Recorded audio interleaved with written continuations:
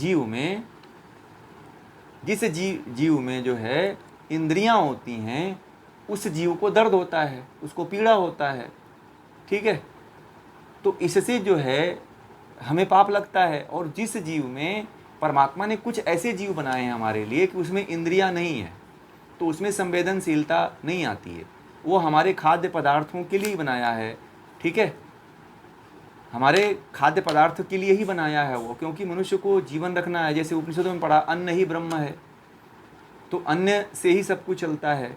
इसीलिए तो उपनिषदों में आप लोगों ने इतना अन्न की बात पढ़ा कि बिना अन्न के, अन्न को ब्रह्म कहा गया, अन्न को क्या क्या बातें, कितनी बड़ी बड़ी बातें कही गई उपनिषदों में।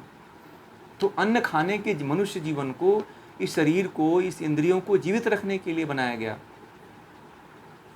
ठीक है ना। तो क्योंकि उसमें संवेदनशीलता नहीं होती है, इसलिए नहीं होती है कि उसमें कोई इंद्रियां नहीं है, कोई चेतना होती है, परंतु चेतना कुछ समय के लिए होती है, वह उस समय नष्ट हो ही जाता है, उसका नष्ट होना निश्चित ही है।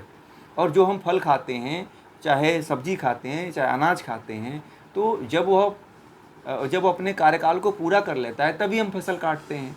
जब फल पकता है तभी हम काटते हैं, जब सब्जी तैयार होती है तभी हम काटते हैं।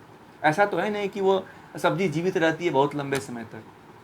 चाहे फल, किसी भी फल का, सब्जी का जीवन जो है बहुत लंबे समय तक रहता है।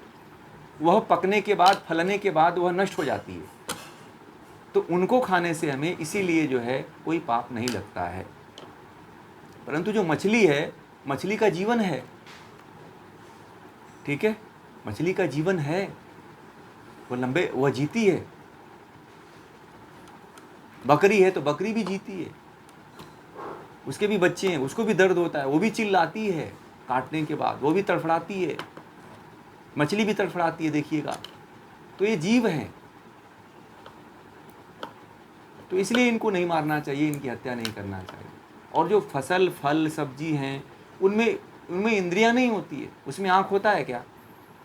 गेहूं में आँख होता है, आम में आँख होता है, आम के फल में नहीं होता है ना। तो इसलिए इनको खाना चाहिए।